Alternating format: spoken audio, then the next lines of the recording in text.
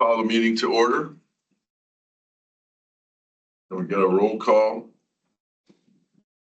Nobody's here to do that. Well, I can, Yeah, we can do a quick roll call just by eyeballing. yes. Okay, as of now, you don't have a quorum, but there is no business to conduct. So whether or not there's a quorum or eventually becomes a quorum. Is anybody on the phone there, Jim, that's a commissioner? We were expecting Simon to call in. I thought Simon Yeah, was. and Mike Robbins said he would be here. I hadn't heard from Stephanie. We hadn't heard from Dick Train. Okay, but we have So- Peggy, Chris, Aves, and myself, so less than half of the group. Okay, so no quorum at present. Rise for the Pledge of Allegiance. Pledge of Allegiance to the flag of the United States of America and to the republic for which it stands, one nation, under God, indivisible, with liberty and justice for all. Dan, Anna, sorry. Either one works for me. So I wanted to make a quick comment. If there's a fire, we have two exits to get out of here. There's one right here, and then there's one back here by the back. Our muster area is, if you go in the parking lot heading north, you'll see a blue building. There's the Marine building. That's where our muster area is at. And then since it's a season of safety, I'm going to talk about one topic I just want to run by real quick, mental health conditions, which affect millions of people worldwide. It seems like the holiday seasons are a big time for some people to be affected by their mental health. It's just as important as your physical health. So 1 in 5 Americans will have or have experienced mental health conditions each year, which is why it's important to encourage them getting support and treatment. 1 in 5 in the US adults experience mental illness each year. 1 in 20 adults experience serious mental illness each year. And then the youth, 1 in 6, ages 6 to 16, will experience a mental health disorder each year. And 50% of all lifetime mental health illnesses begin by the age of 14. Suicide is the leading cause of death among people the age of 10 to 14. So I also wanted to mention that the suicide hotline is you dial 988. And then I wanted to also give you some holiday safety tips real quick. Be sure to keep poisonous plants away from animals. That could be mistletoes, holly berries, Jerusalem cherries. Also keep them away from children. If you're using artificial trees, make sure that it's a fire-resistant tree. If you're using live trees, cut off about 2 inches off the trunk, expose it to fresh water. Place your tree at least 3 feet away from the fireplace, radiators, and other heat sources, and avoid breakable ornaments for children and animals. They might get a hold of them. And then use indoor lights indoors and outdoor lights outdoors. It should say it on the box. Make sure you're using a proper ladder when you're putting up your lights. You can read the label on the side. It'll tell you the weight limit. Make sure it's placed safely in a proper angle to be used. Be aware of candles if you're walking away or leaving the house. Blow your candles out. Use a fire screen on your fireplace, and make sure you get your fire or your chimney clean. That's what I've got. Thank you very much. You're welcome. Let the record show that Commissioner Trainee and Commissioner Robbins have joined, so we now have a quorum. I would like to entertain a motion for approval of the agenda as it exists, unless someone has any issues with the agenda. So moved. Second. Been moved and seconded. Any opposed? Hearing none, the agenda is approved. We'll skip to item 5, since we have no minutes to approve for the previous meeting, and jump right into the person directly responsible for that, or director. Thank you, I think, Mr. Chair. I've got 4 points I'm going to touch on, and then I will leave the fun and exciting and good news to report. And let the record reflect Simon Lashevsky is here in his Hawaiian glory.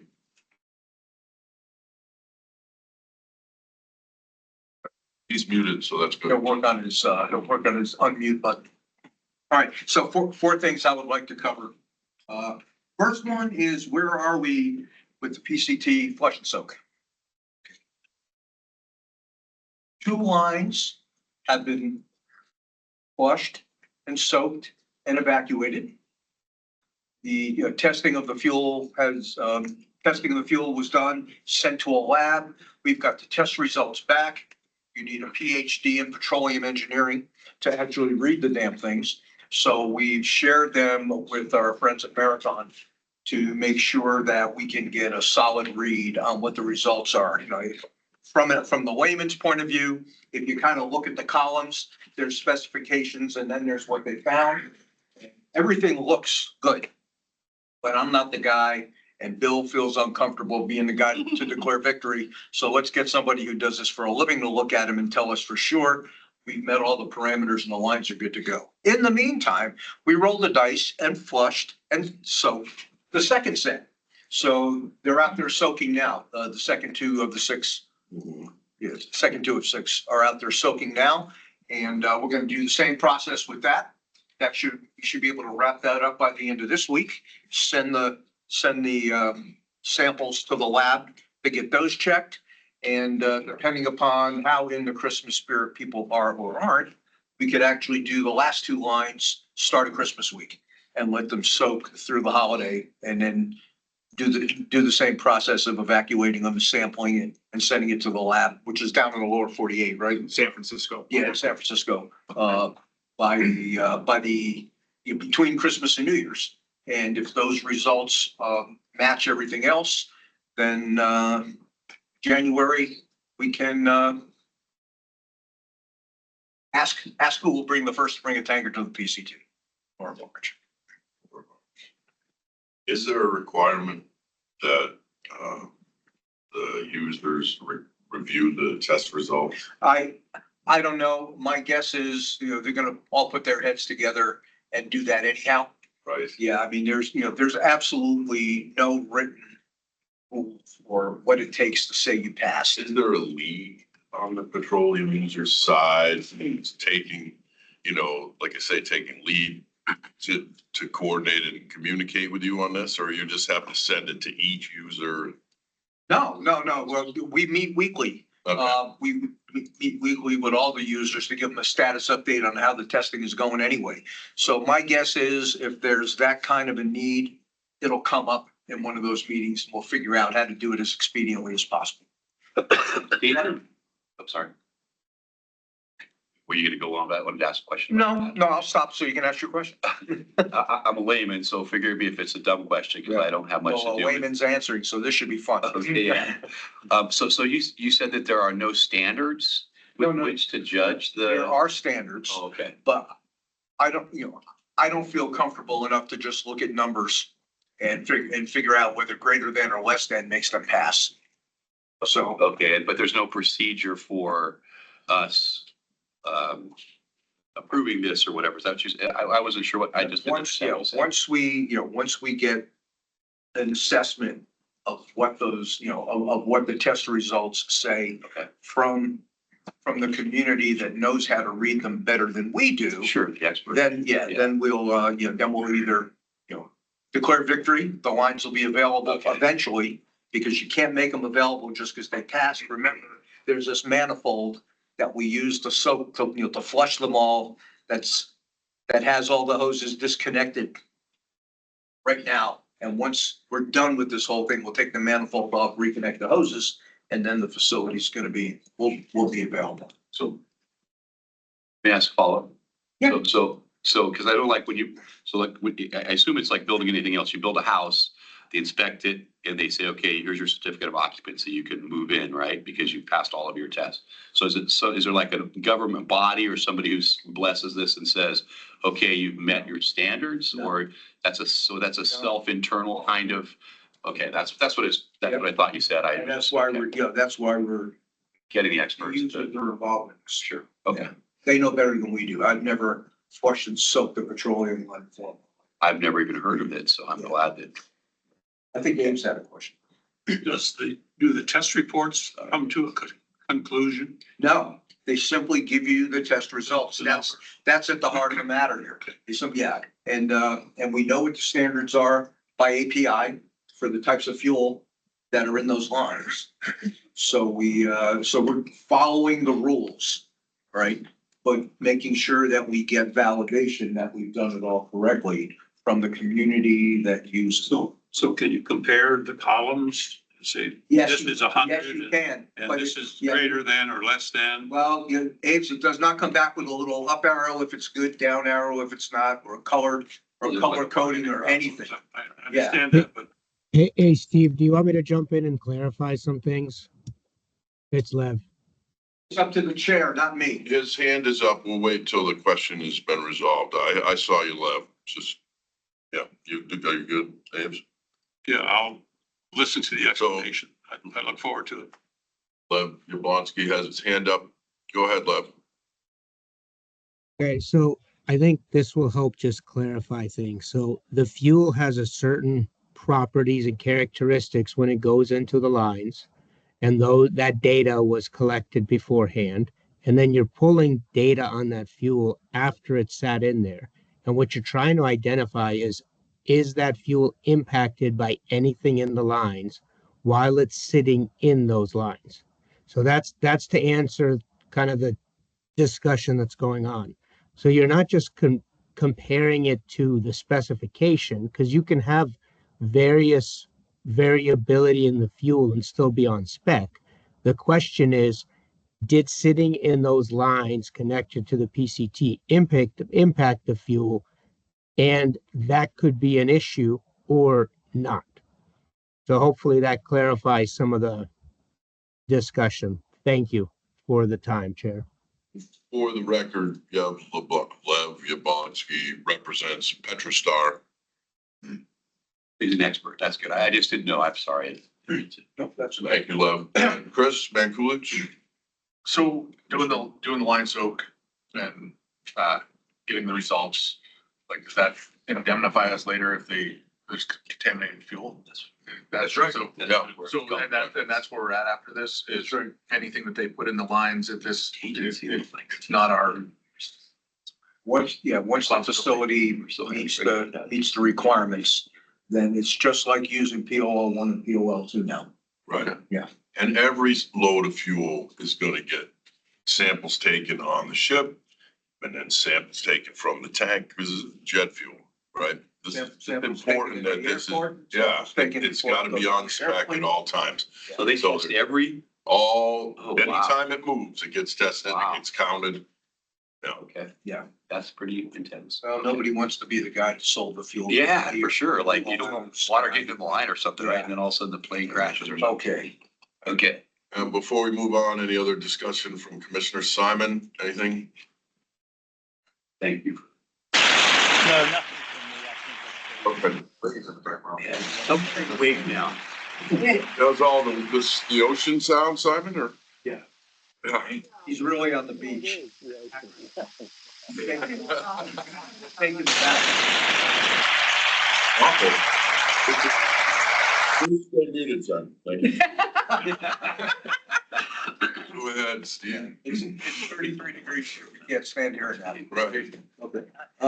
Second item for me was I Mr. wanted Chairman, one follow-up to Steve. So you're anticipating that all the soaking will be done by first of the year? No, the soaking ends this week. So Yeah, but of the second two lines, then you got two. Testing. then we have the final two lines. Oh, there's two more, there's six Yeah, lines. if there's agreement with the availability of personnel from Uniloven and Marathon and in order to take care of the process, then we'll do the last two between this weekend and Christmas. And then you'll hook them up to the manifold and you'll be ready to receive fuel. Yeah, once the test results from all 6 lines come back and there's satisfaction that there are no issues and we can use all the lines, then we'll disconnect the manifold, reconnect the hoses to the headers, and off we go. And so that should occur in January. In January-ish. Yes, if all goes well, January-ish. All right, that's commissioner training. All lines have to pass, all six of them, before we can use it. We would prefer that all six pass. Do they have a common header? It's some manifolds. I'm sorry? Common It's a header. requirement that all six Yeah, pass, got it. if you're happy, if all six. Yes. Yeah, I'd prefer that we don't, unless there's a sense of urgency amongst the users to do otherwise, I would prefer that all six pass. You don't want anything in the system. No. Off spec, even if it's two valves separated, they can point it. And then you reach it for dispute. Right, Like right. that's- You open yourself up. So, We had to replumb it for the test. What do you mean? The valve yard has had physical changes to the valve, so between test and real use, you have to do significant That's done. switch it back to regular No. use. No, okay. No, no, anything we did to modify the valve yard was enhancements to make use of the new PCT lines better. and we were waiting for some parts, I know, for the cranes. That's all Yeah. taken care of. They'll be shipped back this week. Okay. How about the gangway? The gangway, we haven't even put the ITB out yet because we're making some modifications to it since we had no bidders on it the first time we put it out. So we're using, if we start in January, we'll be using baskets. And we'll have the crane will be back up in operation and tested and users of the crane trained, as part of the work that For we're. personnel transfer. Yes. Required. Chris, Commissioner Mankulich. Is the longshore perspective of it, the tie-up system that we got down there is new to most of them. Are we gonna have a training session again? Like, I know we did it 3 years ago with a couple of guys who have since retired or gone. I'll happily attend any training there is, so I can get you the education. If there's a requirement, if there's a need or There a absolutely- request to do it again, They're then, absolutely. we'll have to figure out how to do that. I know we have training videos, Okay. and work with us. We'll figure out how to do that for Yeah, you. no, absolutely. Like videos, anything, and I will pass it on. I would be happy to be involved in that. It would help our side immensely All right. if they were. Okay. Sometimes they don't know how to run the caps. They don't, and it is a significantly different system that they're not used Yeah. to. So we've had some discussions on the dock before and after, but it would be helpful. Well, I know I've only done one tie up there, and if they give us the lines crossed, like, that's a problem. Sure. Like, and we're to the point where we're like, once that line is gone, you got 4 guys trying to get it off and move to another one, we're ready to just dump. Yeah. Start over again. Yeah. So, I've seen them do that actually. So, I'll give you both. I'll reach out to both of you. We can put some kind of a post New Year training session together. thank you. And, to get everybody comfortable. And it's been a while. I agree. Well, what's exciting than all of that is that we were notified a couple of weeks ago, I don't know if everybody's heard or not, but we were successful with the Port Infrastructure Development Program grant application again, received another $50 million from USDOT that we'll put towards the cost of Terminal 1 construction. So that's, the batting average we've gotten going after federal grants for this project is pretty darn good. So I'm sure we'll keep that up. Jim takes the lion's share of the credit for keep working with Moffett and Nickel to make sure we tell a good story. And it's been working well for us. So I thought I would share that with you as well.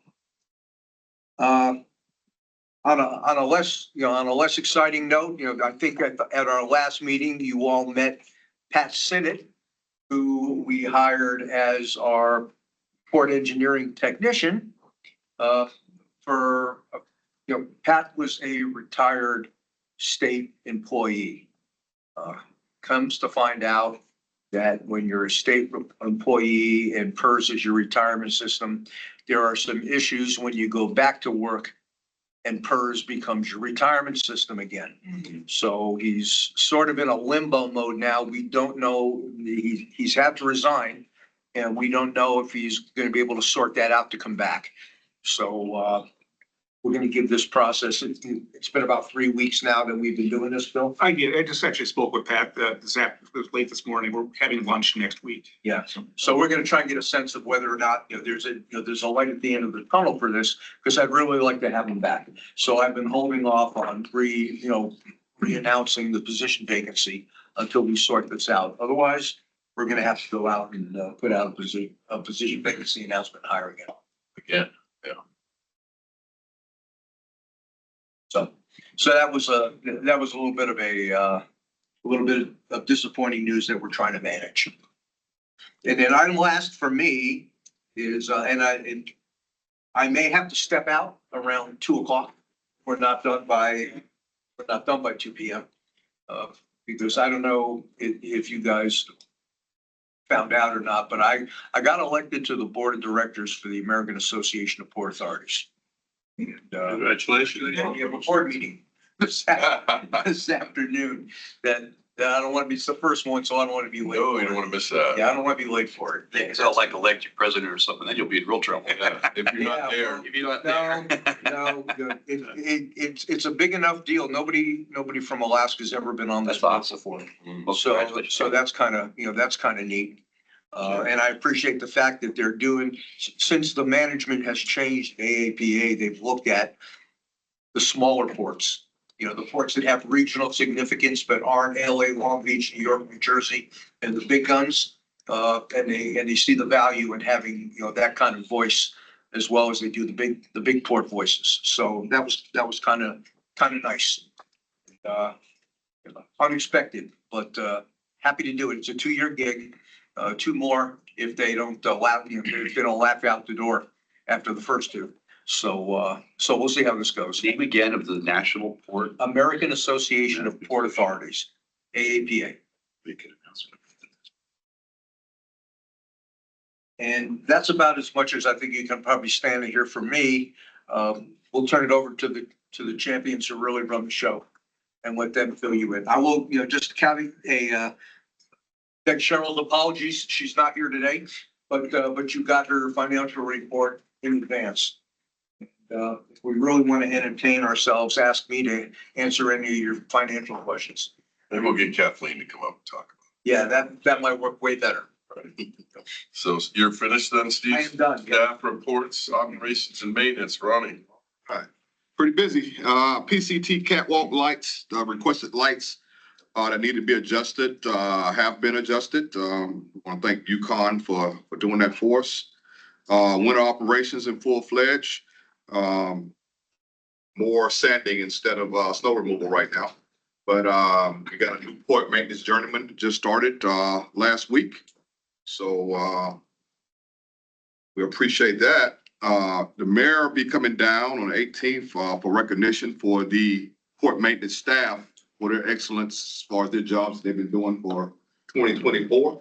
And so she will be here along with the EIC chairman to present with the presence of the port director and a lot of the port maintenance journeymen. So that'll be on the 18th. Let me see. So What is EIC? Employee Incentive Committee. And Excuse me, Ronnie, if I might interrupt. Can the commissioners attend that Yes, you may. function?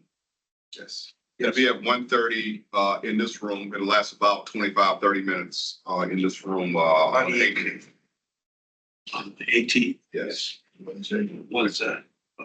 Next Wednesday. Next Wednesday. And so I'll let John talk about demolition of there, but we'll have everybody out of the building. The last final, everybody out of the building, any vehicles around the building by this Friday. Lots of military activity next year, including the Navy's reaching out about the Arctic Edge exercise and wanting to find some room out north for that. And we appreciate the business from Almar, ANP, Texas Star, Marathon, Matson and Tote, pretty much on schedule. Got some holiday things coming up, but again, it's been pretty busy, but yet steady, as far as, on the board. So that's all I have. Thank you. Okay, thank you, Ronnie. Thanks for moving the swap of car when it was in the way for sanding. Yeah. I'm like, where's the car? Oh, they had to move it for sand. Yeah. So the keys should be right in there for you. You got the code, right? Matson. They must have figured it out. Matson did it. Matson did it. Bill Carlson, That's it. they're Thank you. still here. Good, good. I like to see an engineer here more than one meeting. Same face anyway. Right, right. Like Steve said, what PCT testing is ongoing. Today, the results were sent to a subject matter expert. So I hope they have those results back from the subject matter expert shortly. We'll have a sit-down meeting with Marathon and we'll communicate those outcomes. I just wonder about, pardon me, Bill, the subject matter expert. I mean, did the petroleum users agree to you that, I mean, will they accept his findings? That would be interesting to know. As Steve said, Mr. Ward, we have weekly meetings with all the users. Right, so they're okay with this? We'll find out. It's one of their peers. Yeah. So if they want to, so if that becomes an exciting problem, then. Somebody from API, from American Petroleum Institute, or, okay, all right, sorry, Bill. The improvements still to go in the Povey. We're going to do a platform to make the valves easier to operate. Steve alluded to improvements as stripping lines for the PCT lines. A lot of progress with the sprung structure. We're hosting an auction to get rid of the surplus HVAC and electrical items. Those items should be gone this month or next. We are having a meeting to set up our goal to have that structure up to short span by October 15th, 2025. And I think that's a realistic goal. I'm working with John on several track J items, including a substation, a battery, potential site, sprung structure site. Several storm drain improvements are going on. Storm section 1, 2, and 5 are being worked on, and we're going to do some outfall confirmations for some FEMA work. And lastly, we're working with J-Bear to coordinate some fuel line deconflictions to support the substation work as well as future work on. And that's all I have subject to your questions. Got rid of the toilets.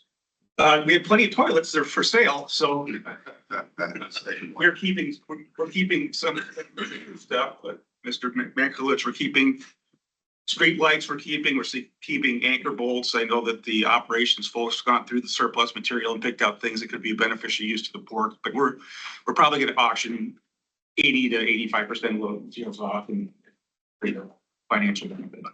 Is there a list of all that stuff somewhere? It will be. It's being developed now. Yeah, Alaska Premier Auctions Oh, they're doing. has a city contract for that. So they will put all that out after they finish their inventory, which I think is today. Somebody make sure I get a copy of that. Yeah, it's going to be on the internet on Saturday, is my understanding. It's coming Saturday. When's the auction? It is going to be either before or after Christmas. I encourage you after Christmas. I want to get some last minute Christmas shopping. I do, especially for toilets. 150 toilets. Everybody likes a good toilet for Christmas. I'll tell you that. Heavy duty toilets. They make great plans. Thank you, Bill. Appreciate that. I wanted to drop back to the sanding. What happened to maybe we'll purchase this surplus building from the city for the sand shed thing? The tent. What happened? That's what he's talking about. That's what he's talking about. That's strong structure. That may be nothing. We're the Maybe, proud owners of it. we do have it, okay, because I We have heard to get that period. for a while, it wasn't maybe, we're gonna. So it came with all the equipment that was Yeah, available. I have paid for it. Part of it's in Salt Lake City, Utah. Part of it's in Calgary, Canada. And the rest of it is what we picked through the appliances and fixtures and all of That's that. gonna be auctioned. How much? So, How and many the rest of it's what's getting auctioned off. Yeah, that's great. We don't need 85 toilets. Well, unless you get a crowd. You on the board, Mike. There's a map formula for that. How many's too many? John? Hi, John Daly, PAMP Engineering Manager. So under the PAMP work, there's quite a bit going on. Start with NES one, the north end there. Manson did about roughly 2/3, maybe a little more of the work this year. We remember we had a delay in getting started due to the permitting. So they couldn't finish up. They went back to Seattle, took their derrick barges and their whole spread down, and they're gonna come back next year with one derrick barge instead of 3 and finish it up. So it'll take them a little longer. And we're now negotiating the change order for that. We still have funding for it. So that's, we're looking forward to that. And they've been a very good contractor to work with, so. So that's NES one. Terminal one, initially we put it out to bid. The schedule was so tight, and other things that nobody bid on it. It's quite a, internal stripe, I guess you could call it. A lot of remachinating of the whole program, listened to all their concerns, repackaged it, changed a few things in there to make it a little more friendly to them, including lengthening the schedule, pulling the substation out, the electrical substation, which they weren't really interested in, and a few other things. So it's up for bid right now. Bids are currently due January 20th. Probably gonna see a request for a bid extension. There's a lot of work that has to happen. So I expect the bids maybe early February. But that's going on. That's taken a lot of the bandwidth, if you will, of the program, trying to get that thing back out on the street. There's also associated with that, Steve mentioned there's a $50 million PIDP grant that we got. And there's a lot of work to incorporate that into the program along with the financing package. So there's been a lot of talk with Myriad. If we accept that money, which we probably will, it comes with all kinds of strings about what you have to do to get it and how you have to spend it and all that stuff. So we're inserting that into the program and looking at the financing of the overall project. So that's all going on. Transit shed demo, Ronnie mentioned that. I think they're gonna start in a week or two here actually doing the demo. It's been all this preparatory work. They've been planning, getting Jacobs out of there, getting all their equipment out. So the actual demolition will start in a couple of weeks. And it's not gonna take that long. So over the next 3 months, you'll see that building over there disappear. It's going pretty well. There's a little bit of concern about how it's gonna be left when they're done because there's some uneven. It's not a flat surface. If you look at this side, it was bays so they could back up to railroad tracks and stuff. And so we have to, when it's all done, it's gonna be different, and we're gonna have to make sure there's not a trip hazard or a hazard where somebody's gonna drive off of a wall there or something. So we'll put some barriers and things up. It's gonna be very, very different over there in a few months. So that's going on. Then there's a whole bunch of other sort of study work and support engineering work. There's transportation study that Moffett Nichols doing about how the yards might be reconfigured slightly to take advantage of the new docks when they come online. It's pretty interesting, and I think they're doing a good job. They're working with Todd Madsen on that. So that's ongoing. We're still doing a study for putting an alternative fuel system out on the docks, probably on T1, and we're gonna have some meetings with the users about that. The preliminary report was done and circulated, and that's ongoing.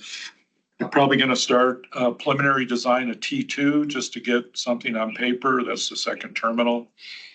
Let's see, a couple of other quick ones.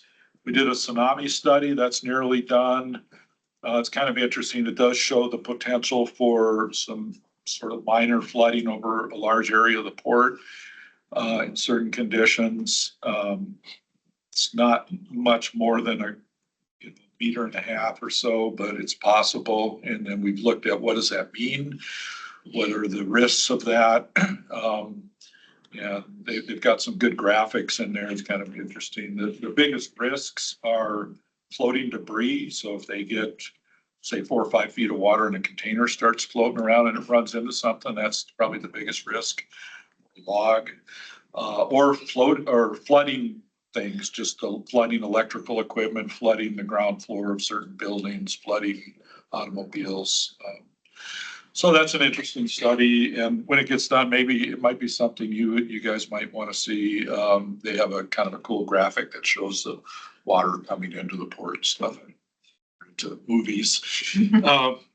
And then the other one Bill mentioned, we're doing a lot of work on Track J up there. We're trying to put electrical substation on that. We pulled that out of the T1 contract. The marine contractors aren't really interested in building electrical equipment, and there was a lot of risk to them. Also a lot of schedule risk to that. By that, I mean, there's some long lead time items that take maybe 2 years or longer to get, some of these transformers and switch gears. The coming administration and potential tariffs and things that could make it difficult to get equipment in time. But anyways, we pulled that out and we're trying to get our hands around that and put that out as a separate project. There's a whole bunch of challenges with that, with Track J and a separate project and all that. So, but anyways, we're real busy, and that's pretty much my report. Any questions for Commissioner Van Kulich? So the north end yard, when done with it, like, is that gonna be available to use, or what's, is it already spoken for? Yeah, well, it is, and when they get some of that stockpiled material out of there right now, it's taking up a lot of that. I guess that's a Ronnie question, who's using it now and who might be able to use it. But Right now, Commissioner, we're just using temporary as far as customer. You know, we had Stella Jones move out of that northeast area over there. So the port director and I will discuss further as far as we got to keep some room for Marriott, the SDDC, et cetera. So we'll talk about how we'll move forward. Especially with the building demolition starting on Friday, they're gonna be closed off access to the dock. so it's part of their plan that they have to, especially on Tuesdays and Sundays, keep the lanes open. So they will put up barriers to cordon off where they're working, but they're specifically in the contract have to leave it open for normal cargo operations.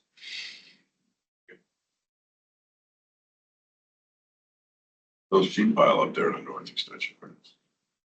They got until May 1st to get everything moved out. So they did all they could do until the winter got here. Then they'll finish the rest of it up by early summer, late summer. Well, maybe you could, give them a toilet with every load of sheet pile, you get a toilet, vice versa.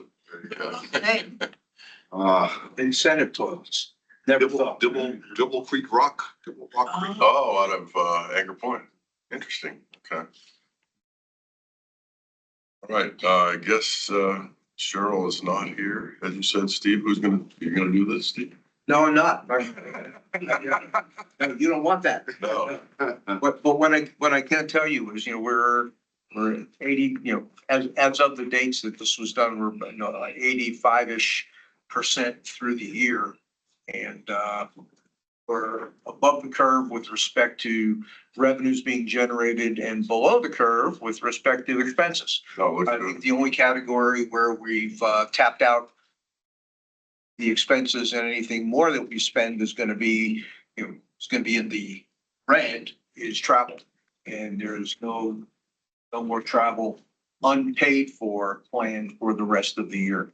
So we're looking pretty good. And when you get to the point where you're reading about what we collected to date on the surcharge against the debt service payments that we've had due to date, there's enough money in the pot to cover any debt service payments that we have to make as a consequence of the surcharges that have been paid in 2024. And those numbers will go up in 2025 and again in 2026, but so will the debt we'll have to cover. So Cheryl will do a pretty good job of keeping you track of the blow by blow when it comes to how that's progressing.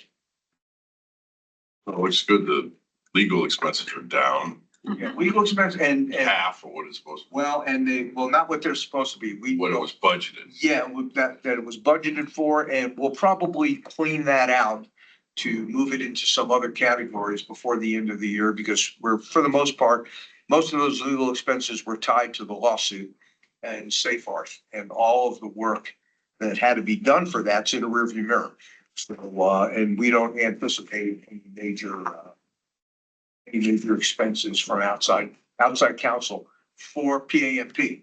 I'm sorry, for the port. PAMP has another contract with Safe Arth that you don't see in here. Another contract or another lawsuit? Another contract. Okay. Yeah, they're helping review all the contracting documents for the Oh, the for legal. PAMP. Right, the legal yeah, part. right. Yeah. Yeah, no, not another lawsuit. No, the tonnage is up and that's nice to see. Yeah. 500,000 tons. Yeah. Not quite. And we've, and at the time this was done, we had another quarter to go. Any questions from the other commissioners? Mr. Mankulich has a question. No way. Do. Saw that letter that was put out by one of the users about the increase to the tariff. And That Span Alaska put out. then How come we don't have this in our correspondence? the It subsequent. didn't come to you. No, but it's, The subsequent article written by Must Read Alaska. Because it didn't come to us either. you didn't get it either. No, Interesting. There's a, we just got the phone calls from the reporters. yeah, the subsequent article written by Must Read Alaska that said that all of the goods in Alaska are gonna go up 7.5% because of the letter from the user.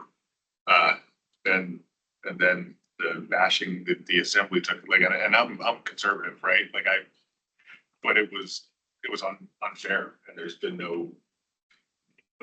No response. Well, there has been though, but there has been. Yeah, the mayor was here, he held a press conference and invited the press. And it lasted about an hour and a half. And a lot of good Q&A from the Daily News. And then Jim and I did a follow-on with SKA. Okay, I hadn't seen any of the. Yeah. Channel 2 and Channel, Fox News also did TV. Okay. So That there's might- been good media coverage. Okay. Yeah. And to your point though, it's it was kind of we appreciated the fact that folks understood what the actual consequences of this were going to be as opposed to, latching on to what was said and believing that to be the case. Right, yeah, it wasn't, Yeah. I mean, it wasn't the assembly, it was us, Yeah. right? Yeah. Would it be a good idea in the future to have those kinds of things included in the court director comments to update us on when there's media events, especially as we move forward? There's gonna be a lot more of these increases. Well, I didn't see this and I'm kind I of, didn't see it either. normally so that's we what I get don't these think I kinds see of it. things from Jim in an email as soon as they come up in the paper or on, I'm surprised that we didn't hear about it. That's all. Not that we could do much, but Be nice. as Chris mentions, we're the ones that instituted the surcharge and the tariff. And they took it away from us, but we're the ones that, it's got our name on it. The mechanism is in place because. Yeah. This is Abe's. I think probably the startling point of this was the 400+% raise. And that everyone was scared to death about that. They thought, oh my God, the sky's falling. Right. And then when you get down to explaining it to terms of cents per gallon or cents per ton, dollars per ton, it makes a lot more sense. They broke it down. But they didn't Gallons of milk. explain that part. That's something else they initially. can understand. The only thing that was announced initially was the 400+%. Yeah, this is Jim. So, yeah, the 400% increase was on a small fraction of total cargo costs. So like 1 or 2% of total cargo costs. So when you leverage it up and go, what's the impact on a gallon of gas? It's a fraction of a penny. It's not nothing, but it's not a huge amount. And that's because when we put it in place, it was just to create a mechanism, right? Like, so we could. Well, it's the mechanism that we'll use to repay any bonds that we issue. Right, but it was so minute the year before because it wasn't that much. There was no activity. Right. That's right. We're preempting. Exactly. Yeah. But But of course, they're not gonna talk about the fact that it gets reviewed every year, it could go down. There's, a lot of things, and anybody that's paying attention at all that is amazed by an increasing cost of anything is naive in my book, I mean, So this is Jimmy. And so Steve did explain all that in various media pieces. And if you go to the website and go to the media stories, while I didn't forward things to everybody, because frankly, I was traveling when it was happening. It is all posted. So if you want to go catch up with the stories, just go into media coverage of the port and those stories are there. This is Dave's again. Just to clarify my thinking now, as I understand this, there's a tariff and there's a surcharge. Right. We still have some responsibility for the tariff. But the assembly has responsibility for the surcharge. You have Is total, that correct? you have Yeah. total responsibility to recommend to the assembly anything that is a change to the terminal tariff, whether it's on the policy and procedure side or on the rate side, as those changes are required. We've been pretty quiet about that because the last time we did this, we published a 10-year rate schedule. Right. And we're going into year 8 of the 10. So probably this time next year, we'll be looking at putting out an RFP to hire somebody to come and look at the tariff and see if any of the regular rate structure needs adjusting going forward. Right. But you're right, but the surcharge part of it is no longer your The responsibility. oversight of the surcharge, right?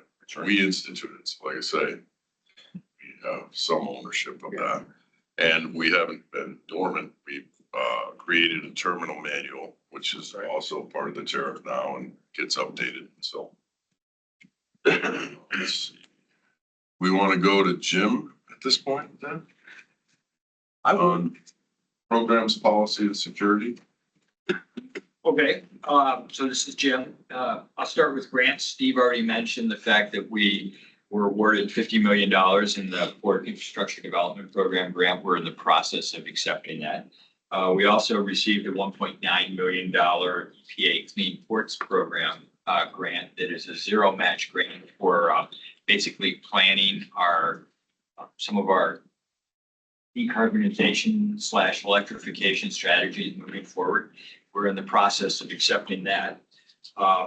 And right now we are working on a fiscal year 25 Department of Transportation Protect grant. Protect stands for Promoting Resilient Operations for Transformative, Efficient, and Cost Savings Transportation. What it really means is we're applying for, John mentioned the alternate fuels facility on Terminal 1, probably. We're putting together a grant application to get money to help us pay for that. So that's where we are in the grant work right now. Yes, sir. But it's Dave's, that $50 million grant that freed up some state money too. That's right. That more or less finished up the money that, with the state grant that we got. We had $100 million that we could only get if we had matching federal funds. This should finish that up. there's about 28 million left that didn't have anything to match it with until this grant. So if you're out there speaking to legislators, or if legislators are speaking to you and you start to hear people say that we've not done anything productive with any of the money we've ever got from the state, then you can rebut that. I could think of several rebuts. Yeah. Well, the good thing with that matching money, and this is going to become an issue as we move into the next legislature, is that matching money, whenever we do a grant application, the last thing we have to do before we actually push submit on the application is we have to do basically, but it's usually some form of a letter that says, okay, if we get this grant, we have the money in hand to match it and complete the project. Completing the project is an important part. So they want two things. One, they want to know if, for instance, the grant, like in the case of PIDP, it's a 60-40 grant. If they give us $50 million, we have to match that 60-40. But not only that, they want to make sure we have enough money to actually finish the project beyond whatever the grant funding does, because they don't want to build a project that's half done and it sits there. So they will only award us the grant if we send this letter in that says, yep, we have cash either in hand or a defined ability to get it in hand for instance, bonding authority, that we know we can pay for finishing this project if you give us this grant. And that's really a key piece, because if we don't have that, we can't push submit. So it's really useful for somebody like the state to have that $100 million or some pile of money that we know that we can use to make our share of the match or to finish a project. Because that gives us the flexibility to say, yes, we have the financial wherewithal to finish the project if we get this grant. So we need to get them to do it again. Ideally, either that or we're gonna have to raise bonding authority or the next. Well, I guess my point here is that if they give us money, that's fine.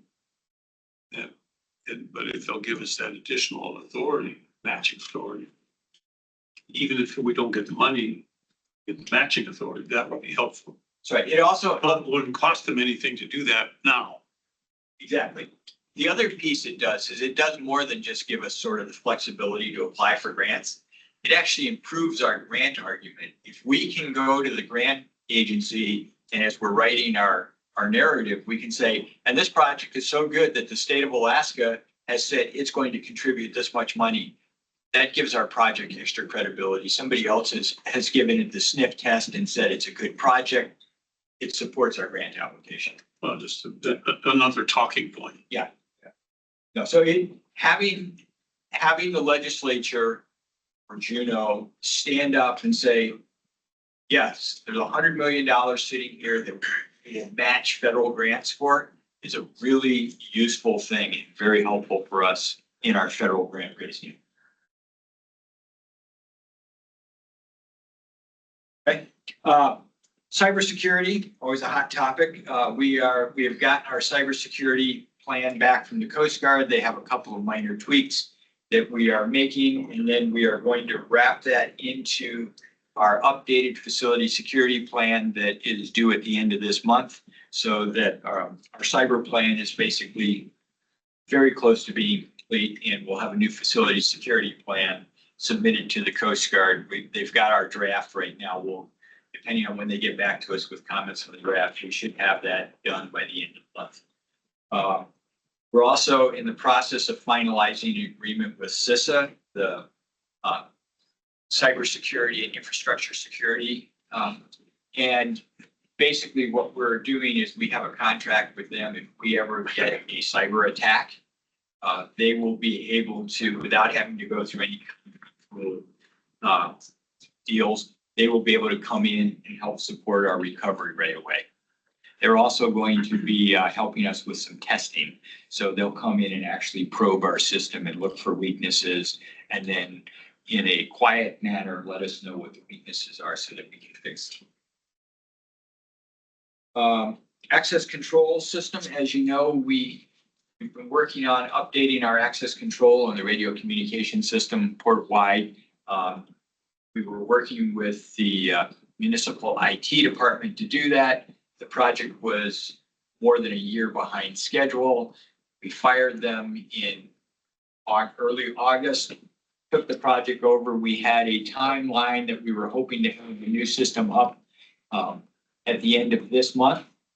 We were moving forward with that program. Then fate intervened. A bunch of the old dying equipment that we had actually died, which made our challenge a little bigger. But we're still moving forward on more or less the same schedule. Probably we may be delayed a week or two, but we're in the process of, we're right now using Plan B for the card checking. So when you come in, you'll notice the scanners aren't reading anymore. Certain door locks around the port are not working for everybody's card right now. We're well aware of it, but we're in the process of replacing all that system. You'll actually see, hopefully we'll have boots on the ground actually replacing scanners starting in about a week and a half. In the meantime, we have completed our TWIC system so that DUS can now do can now do TWIC cards here at the port, which is a good thing because the state TWIC system The office that had been doing it has been totally shut down. They have a temporary office open right now. They've got their new staff, I believe it's half certified, and they're hoping to have the new TWIC office stood up and operational by mid-January. But if you work with the court, we can help you at the security center. And right now, we're doing it on a first come, first served basis. So basically, if you need to get TWIC card work done, or if any of your workers do, show up at the security center and they'll take care of you. Or if they're really busy, they'll say, come back at whatever time, and then they'll take care of you. But we've got that up and running. That's really important. One thing we had hoped to do was we were going to have about a 2-month rollout for our new port access control system cards or credentials, PACs. And because of the crashes in equipment, that schedule got totally goofballed. What we're telling everybody right now is take your old port ID card, go down to the port security office, get your new PAC credential set up. It's not usable today, but as the new scanners start coming on, it will be usable. And what's going to end up happening is this time of the year, we have it's good news. We have fewer port users this time of the year. We're probably talking 1,000-ish people will need cards to have a normal functional life here at the port. We're telling everybody, go get your credential right now, even though you won't be able to start using it for a week or two. Because when those cards start coming online, as the new scanners start getting installed in the next 2 weeks, it's going to get really busy down at the office because everybody's going to want their pack. So go do it today. You need a TWIC to get a pack?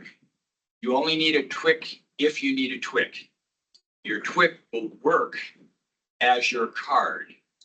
So You only need 2. your port access credential may be a real card, or it may be virtual, tied to your TWIC card, and you can just scan your TWIC card. It will read your TWIC number and say, Ron Ward, he is allowed at these places on Port of Alaska, and you'll get in just like you always did with your credential. And if you go someplace where you're not allowed, it's going to say, Ron Ward, he's not allowed in this room, or whatever.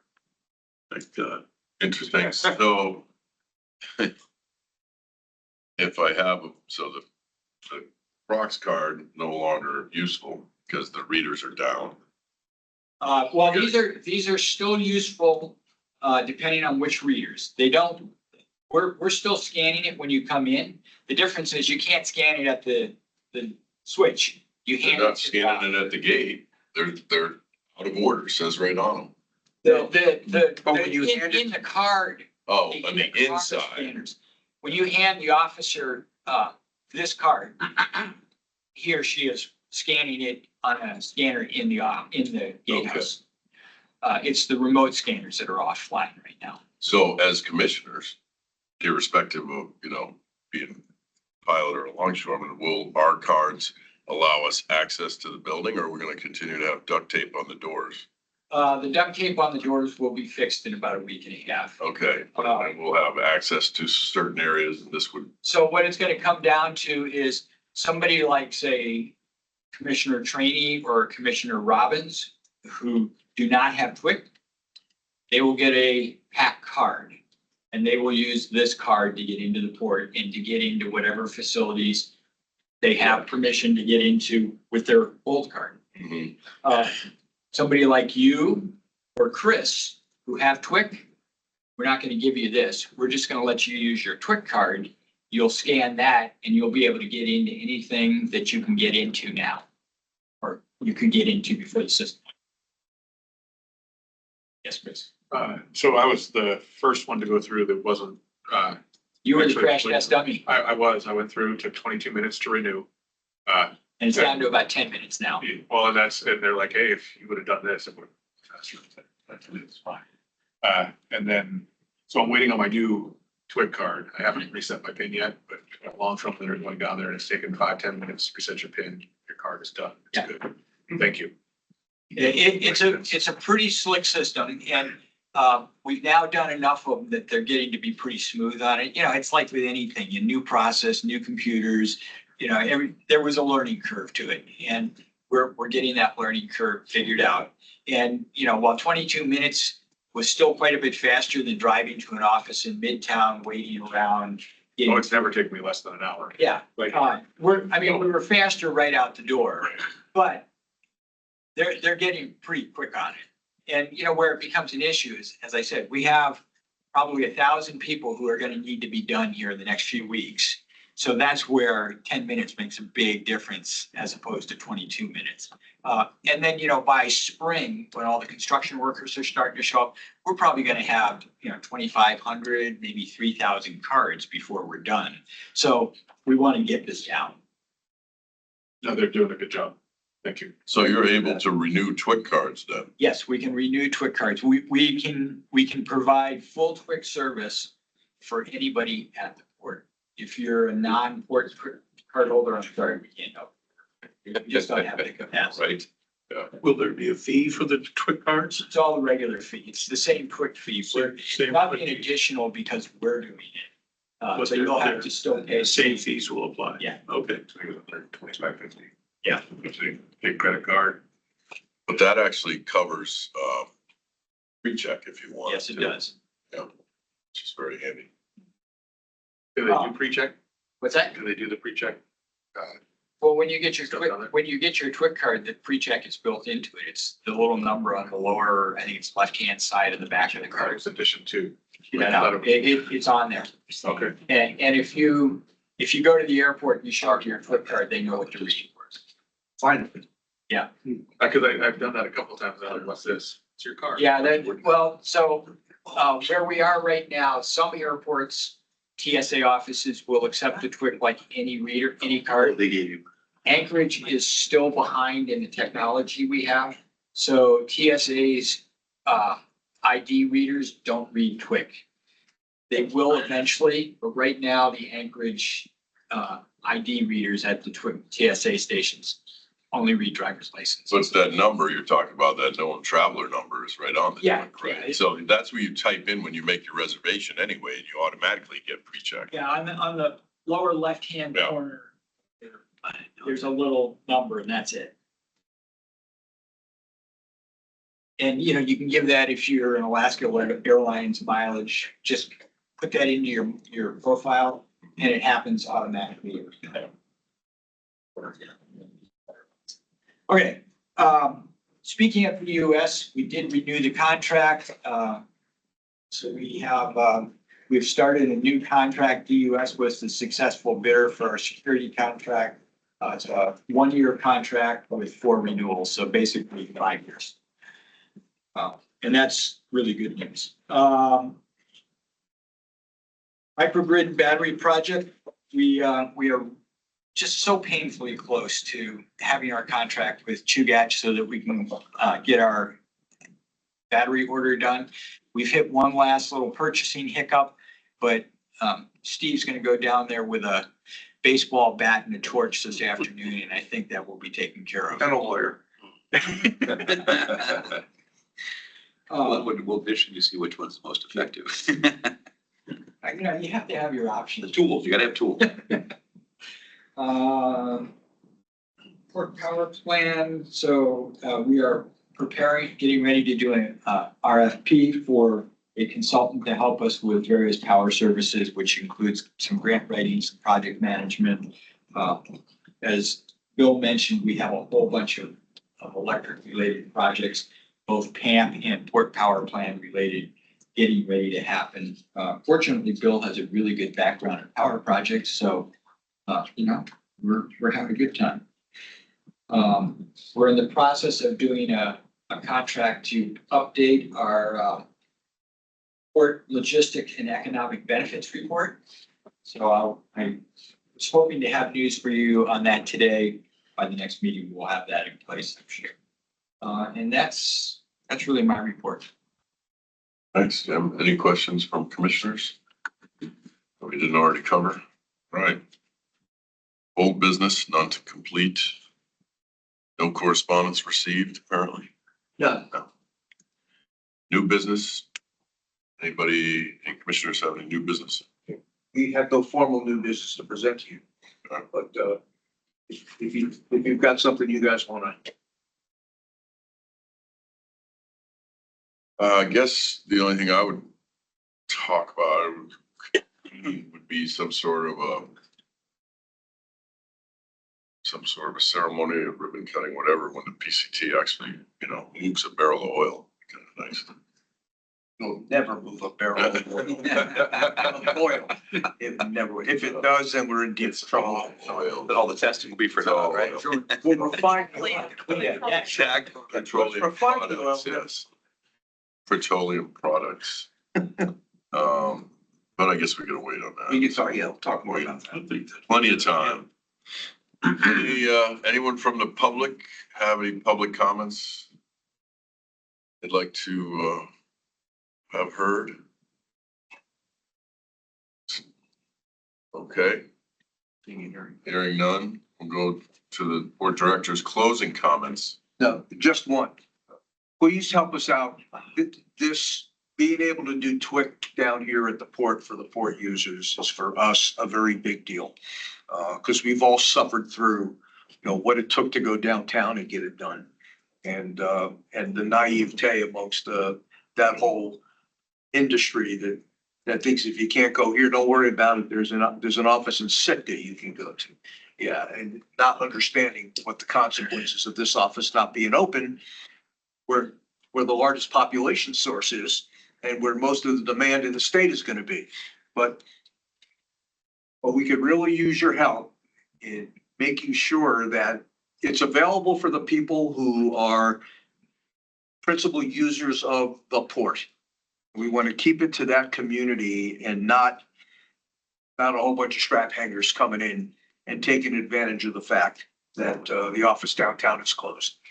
So help us police that, if you don't mind, because as Jim had alluded to, we just don't have the manpower to handle what could possibly be this massive volume of business. But it's in, it's a service we want to offer to the port community and port users, and we're happy to do that. Just need some help policing it. I'll add to that. So Port of Alaska really brought the whole Anchorage quick crop up with TSA. We started having this discussion 2.5 years ago. And at first it was sort of like, yeah, we'll take care of it. I think we have a problem. To the point where earlier this fall, they were flying in, they actually flew in a TSA and an Indemnia, the company that has the contract official, to specifically get our staff up to all approved to do TWIC. And they brought in the TWIC head for the country from TSA's office in Washington to oversee it, because they realized, oh my goodness, this really is a mess. It's actually not only, it's a mess in Alaska, it's a mess in some other places. So we ended up becoming sort of the driver for what ought to be an Alaska TWIC program reboot. I can tell you, using the program and being longshoreman, like, when you start the process with these offices that they've had previously, it creates a hostile an adversarial relationship right off the bat, right? Yeah. Because they were basically like the soup Nazi. If you didn't do things a specific way, they're like, you're not, like it was gone, right? No twig for you, no twig for you, right? Like, and that was, so, like I said, I went through and thank you. Like it was and a pleasant experience. So. Oh, it'll be, if it's any consolation, you guys, the bigger terminals, Alyeska and Valdez, that you have the Prox card, but then you also have to show your TWIC card on the way in. Prox card, but they want to see the TWIC card too, because they have people who come access the terminal, which is beyond my comprehension, that they don't require them to have a TWIC because they're not really working on the waterfront, but it's part of the terminal. So anyway, it's really, and then you have Marathon down in Nikiski, which is so frustrating. Even though you have the TWIC, they want to search your bag like you're some sort of terrorist. And then they'll check that you have the TWIC and, they're still driving you to the ship and you're in their care the whole time, which the definition of that is you don't need a TWIC if they're escorting you around the terminal, right? They're completely. Anyway, Mr. Chairman, yes, sorry. question on the TWIC. So is there another TWIC office where a non-port using? Yeah, There have been plenty. not now, but there will be. Yeah, right now it's shut down. They actually theoretically have a temporary office open this week because they have a crew they've flown in from outside to staff it. I can't tell you where it is because I don't know. I can tell you that longshoremen have tried to use that temporary office and their office hours aren't good and you haven't, there's nobody there. First temporary office, that was the moving company storage office that was also doubling as a TWIC office. That's been closed. There is a new storefront somewhere that I don't know where it is. And then they're in the process of doing a lease. So in January, they are going to open up in a real storefront someplace so that it will be an office that you go into and you feel like you're supposed to be able to go into. Well, since this was instituted, there's been about 5 different of these places. There's one out in Commercial, there was one in University Mall, they just Exactly. pop up and blow away. Yeah. So having one here is amazing. When I was at the Trucking Association, we talked with GSA about a contract office and their requirements were just so rigid and unbelievable. Well, they still are. Yeah, I mean, we'd have to transform the whole building just to satisfy the ADA requirements. So you decided not to bid? Absolutely. Yeah. It was just a way you could get your investment back. But if there's another place, so I guess what, I'm thinking about your comment about sort of limiting it to port users right now. So there is still a place where a non-port user can go get their TWIC. Yes. His comment was just to let us know that it would be best to keep it in the family, I think. Just Yeah. clarify my thinking. Yeah, it should be, nobody should walk up to the counter and say, hey, I know a guy who knows. We're not gonna do that. Yeah. That said, if a pilot needs it, we're gonna consider that a port related use. Yeah. Have the pilot there. Well, because he would be coming there to get his Prox card anyway. Exactly. The pilots are certainly, Not to Anybody, be confused with your grandson who needs a TWIC. right, yeah. anybody who needs a port access card is by definition part of the port group that we will service. So is the port director and the assistant port director done with their comments so we can move on to the next, I'm done. okay. Commissioners, we'll go around the table. Dave's, Nothing for me, Mr. Chairman. okay. Commissioner Trainee, It's a question on the small board part. Is that in your horizon? I'm sorry? The small board hardware we adopted, Yes. where's that in your horizon? Is it in my what? Where did that? Oh, there is, oh, Summer's coming. it is, it's buttoned up for the year. But we will be opening it up for sure next year, managing it for sure next year. I'm trying to come up with some creative ways for the cost to be as minimal on us as we can. I've talked to Diamond Parking, and Diamond Parking is going to police the parking lot. And we're going to work with them to agree to a fee. Somebody wanted to talk to Easy Park about that? Since they're the city organization. Diamond Parking has They a do it lot down at the boat launch. that's their lot? I Yes, wonder. it's in their proximity, it's their lot. Yeah. Railroad Yeah. lot. So, Oh, so long story short, Yeah, yeah. any vehicle that parks in that lot with a trailer, with a boat trailer, is gonna have to pay a different parking fee than any vehicle that's parking there that doesn't have a boat trailer. And we've come to, we're gonna come to an agreement on what that fee is. And they will collect that for us. And the way they do it is everything's automatic now. You do it on your phone. And what you do in a parking. Pay by phone You or park it whatever. yeah. downstairs, right? So, and they police the lot. They'll go down there and they'll say, okay, this license plate didn't pay. Ticket the car. They give you a percentage of those tickets. Yeah. No, we give them a percentage. We give a So they don't percentage. pay you, because they charge $80 for those tickets. They don't give you a percentage of that. No, we won't, yeah, we won't get that. We will get I, what we deserved for the vehicle parking. Ben getting what you deserve. Well, okay, well, I could not do it. Yeah, I could not do it. We could keep the honor box out there. But this is an I think trailer opportunity is a great idea. to collect the reason. And then if somebody wants to pay an annual fee, they can. And then if somebody just wants to do as per use, they can. And then they'll write us a check at the end of the season, and I suspect the revenue will be a little bit larger than the $275 we collected this year. I would guess it would be. But this is the last year, right? Um, I think it's the next to last year. I Next. think 26 will be the last year, and which will give them enough data, we give the assembly enough data to decide what they want to do long-term with the boat launch. And in the meantime, we're gonna come up with some creative ways to get the money to do the annual dredging so that we don't have to charge, it doesn't have to come out of the port's budget to pay for that like it does now. And of course, you know the whole reason why that leaves a lousy taste in my mouth. Yes. Thank you, Steve. We appreciate your will there civic be- minded duty on that and keeping Hoorah. that. But thanks for bringing that up. Take it one for the team. You know, Will there be a parking fee for the occasional park visitor? No, that doesn't matter to me. It's if you're there, to the evening game. if you're there to launch a boat.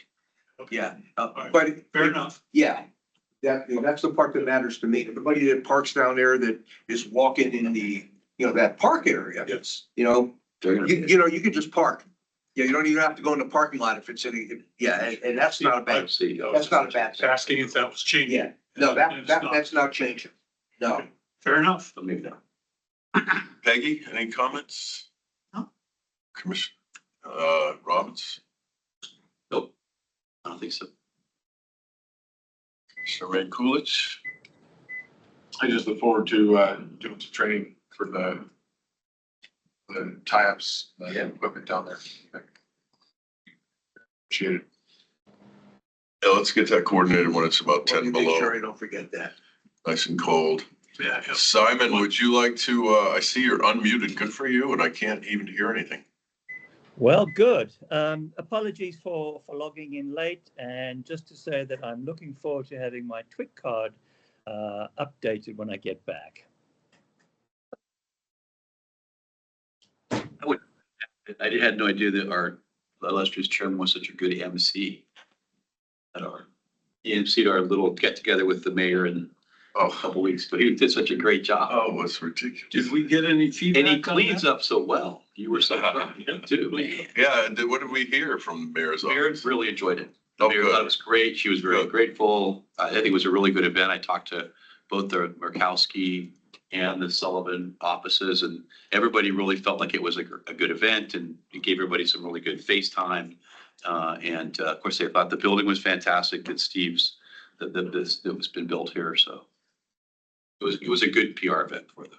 Yeah, I think so too. That's kind of the feedback I got. And there was a lot of conversation between, Adam Trombley and Karina Waller. Correct. And And the mayor. and the mayor and Bill Falsey. Yep. So, and those, they've already used those new hooks a couple of times, in reaching out to DC for some help.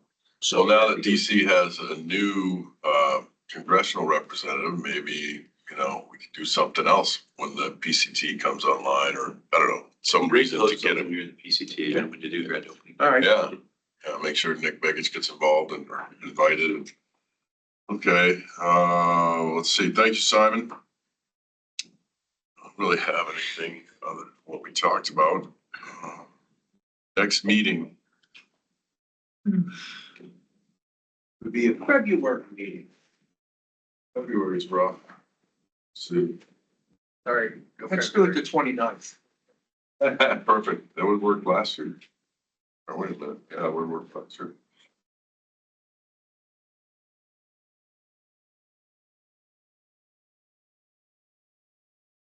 Might automate a calendar actually goes out there.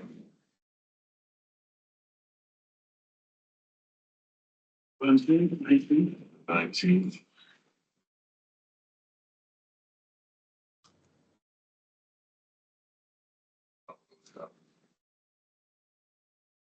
I 19th of February, Simon? Yeah, works for me. Chris? Can't do it any earlier than that. Oh, sure, all right. Be in the Turks and Caicos. At least, and there's a pond hockey tournament that I give away coffee for. Nice. Please, man, you gotta go to Belize. Wow. That's awesome. I'll send out calendar invites, there. So 19th, 5th, is Yeah. that what I'm hearing?